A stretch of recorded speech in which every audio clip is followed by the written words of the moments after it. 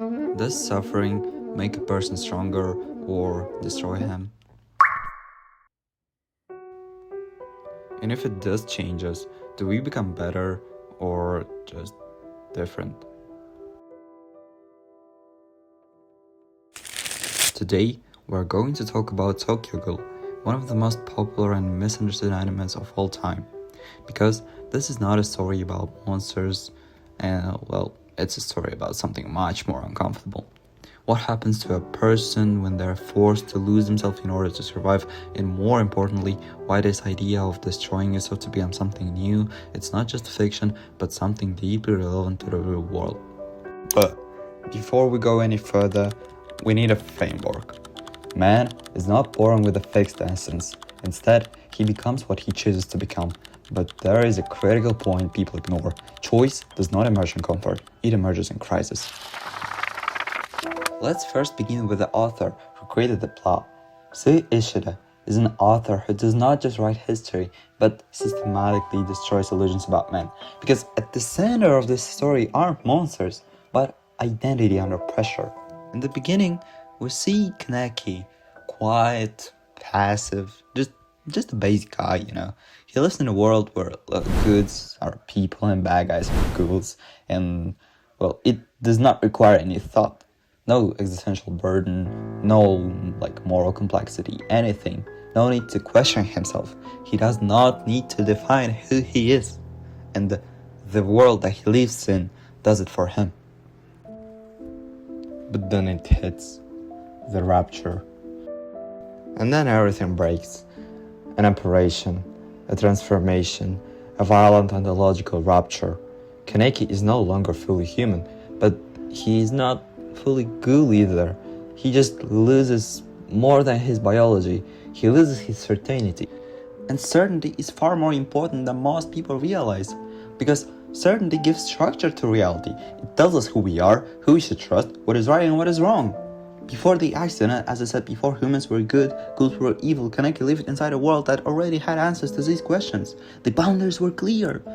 But now, those boundaries begin to dissolve, and the monster is no longer somewhere out there. The monster is inside him. And suddenly, every belief he once relied on becomes unstable. If ghouls are evil, what does that make him? If humans are good, why are some of them capable of cruelty that rivals any ghoul? If identity is determined by biology, then why does he still feel human? Questions begin replacing answers, and that is where the real suffering starts. Because suffering is not always pain. Sometimes suffering is confusion, it's contradiction. But sometimes it is waking up and realizing that the life you lived is fake. Kaneki does not simply lose his humanity, he loses the certainty that came with it. And without certainty, every decision becomes heavier. And every choice becomes a responsibility. That's why he left Toka. Every action becomes a statement about who he is, whether he wants it or not. For the first time in his life, identity is no longer something he inherits. It becomes something he must confront, and eventually something he must create. And this is where the story shifts from horror into philosophy.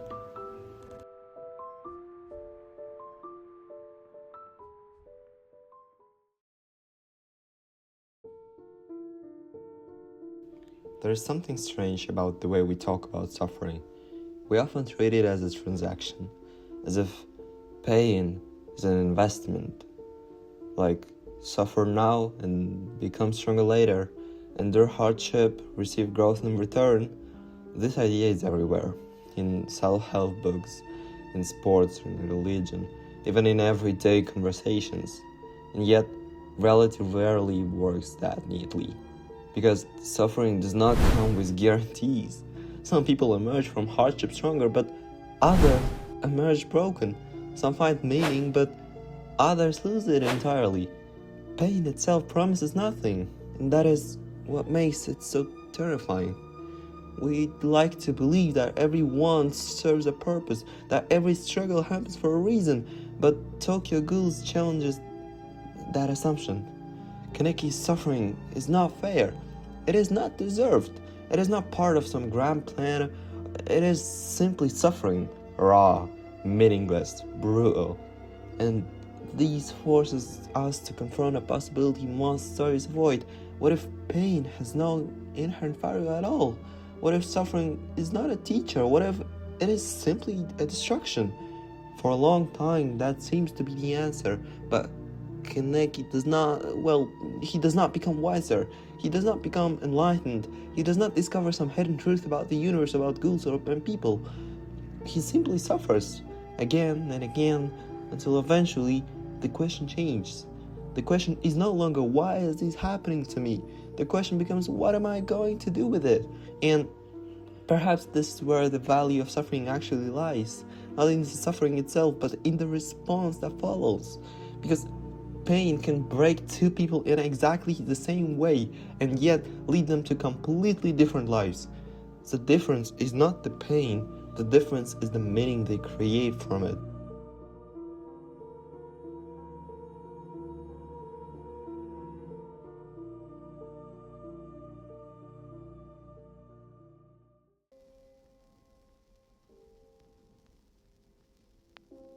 And perhaps this is why Tokyo Ghoul resonates with so many people. Not because of the ghouls, not because of the fights, but because almost everyone experiences their own rupture. A moment when certainty disappears, when the person they thought they were begins to fall apart. And in those moments we often ask, how do I go back?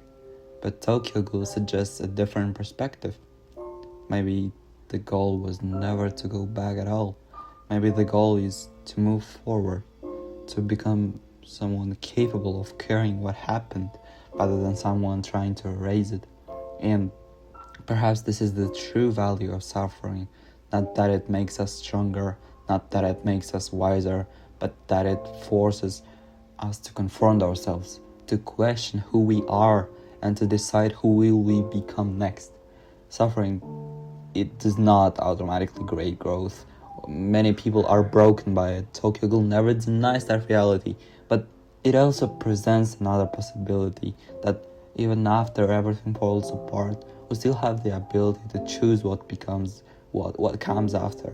And maybe that is Kaneki's real lesson. Not how to avoid suffering, but how to face transformation. Because in the end, the question was never whether suffering would change us or not.